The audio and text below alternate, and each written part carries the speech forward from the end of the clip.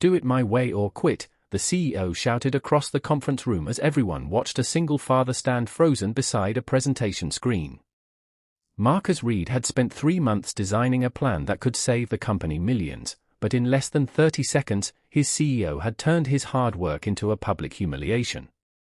Marcus lowered his eyes, swallowed the pain, and quietly closed his laptop. He had been fighting to keep a roof over his daughter's head, but that morning, something inside him finally broke. What nobody in that room knew was that walking away from that job would become the best decision Marcus had ever made. If you believe in kindness, second chances, and the courage to start again when life knocks you down, please like this video, share it with someone who needs hope, and subscribe to **** spread kindness ***.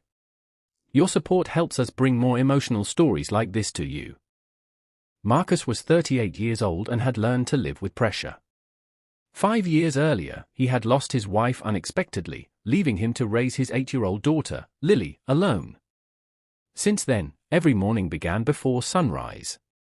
He prepared Lily's breakfast, packed her lunch, checked her homework, and drove her to school before heading to his job at one of the largest technology companies in the city.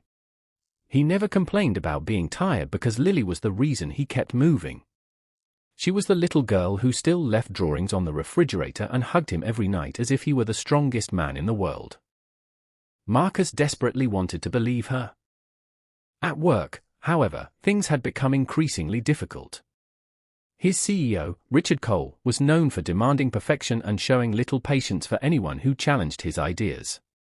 Marcus had always respected him, but over the past year, Richard had started treating him differently.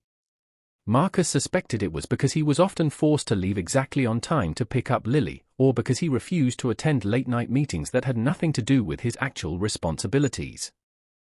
Some co-workers quietly admired Marcus for keeping his priorities straight, while others believed his family responsibilities made him less committed to the company. Then came the project that changed everything. The company was preparing to launch an expensive new service, and Marcus discovered a serious flaw in the business model. Instead of quietly pointing out the problem, he spent weeks building an alternative strategy. His plan could reduce costs dramatically, protect thousands of customers, and potentially save the company from a disastrous launch. He worked late after Lily went to sleep, sometimes sitting at the kitchen table until 2 in the morning with cold coffee beside his laptop.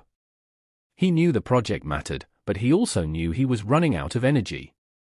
The presentation began on a Monday morning. Senior executives filled the conference room as Marcus stood at the front, holding his notes tightly.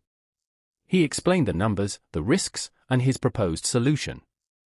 At first, everyone listened carefully. But when Richard realized that Marcus's plan directly contradicted the strategy he had personally approved, his expression changed.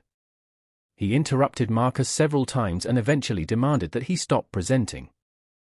Marcus tried to explain that the numbers were based on the company's latest financial data, but Richard had already made up his mind. In front of everyone, he accused Marcus of wasting company resources and undermining leadership. Then came the words that Marcus would never forget: "Do it my way or quit." The room became completely silent. Marcus looked around and saw people avoiding his eyes. He thought about his mortgage, Lily's school, the grocery bills waiting at home, and the small savings account he had carefully protected for emergencies. Quitting seemed impossible. But then Marcus remembered something Lily had told him the previous night. She had been struggling with a school assignment about courage, and when Marcus asked what she thought courage meant, she had said that courage was doing what was right even when you were scared. Standing in that conference room, Marcus realized he had spent years teaching Lily to be brave while secretly teaching himself to accept humiliation because he was afraid of losing everything. He slowly packed his laptop. He did not shout. He did not insult anyone. He simply thanked the room for their time and walked out. His hands were shaking as he entered the elevator, but for the first time in years, he felt strangely free. The following weeks were terrifying. Marcus applied for dozens of jobs and received rejection after rejection. Some companies considered him overqualified. Others wanted someone who could work longer hours. One interview even asked whether his daughter would interfere with his availability. Marcus went home that evening feeling completely defeated. Lily found him sitting quietly at the kitchen table and placed one of her drawings beside his coffee. It showed a little house, a father holding his daughter's hand, and the words, "My dad never gives up." That drawing gave Marcus an idea. Instead of looking for another company that would decide his worth, he decided to build something of his own. He took the strategy he had created and refined it into a consulting service for small businesses that could not afford expensive corporate advisors. He started with an old laptop, a borrowed desk, and a tiny home office. His first client was a struggling local restaurant. Marcus helped the owner reduce unnecessary costs and improve operations. Within 3 months, the restaurant was profitable again. Word spread. Soon, another business hired him. Then another. Marcus worked hard, but this time he controlled his schedule. He could take Lily to school. He could attend her parent-teacher meetings. He could be home for dinner. His business grew slowly, then unexpectedly quickly. Within a year, Marcus had built a consulting company with 12 employees. One afternoon, he received an email that made him stop breathing for a moment. It was from Richard Cole. The company Marcus had once worked for was in trouble. The strategy Richard had forced through had failed exactly as Marcus predicted. The company had lost millions, and Richard wanted Marcus to return as a consultant. Marcus stared at the message for several minutes. A year earlier, he would have accepted immediately. Now he simply smiled. He agreed to meet Richard, but not because he needed the job. When they sat across from each other, Richard looked older and noticeably humbled. He admitted that Marcus had been right and that he had made a terrible mistake humiliating him in front of the executives. Marcus listened quietly. He could have reminded Richard of every painful moment. He could have demanded an apology. Instead, Marcus simply told him that people sometimes discover the value of someone only after they have pushed that person away. Richard lowered his head and apologized sincerely.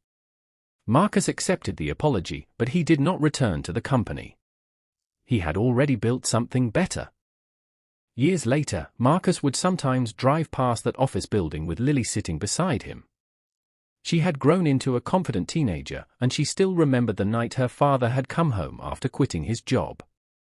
She knew he had been scared. She knew he had nearly given up. But she also knew that he had chosen courage. Marcus never became successful because he walked away from a difficult job. He became successful because, after walking away, he refused to believe that rejection was the end of his story. Sometimes the door that closes in your face is not a punishment. Sometimes it is the door that forces you to build your own. And if this story touched your heart, please take a moment to like the video, share it with someone who may be going through a difficult time, and subscribe to **** spread kindness ***. You never know whose life might be changed by a story of hope. Before we end, I want you to do something special, ***, comment I choose courage if you believe that one difficult moment should never decide the rest of your life. ***. Because Marcus learned something that every struggling person deserves to remember: losing a job does not mean losing your worth. Being rejected does not mean being defeated. And sometimes, the moment someone tells you that you are not good enough is the exact moment you discover that you were meant to become something greater.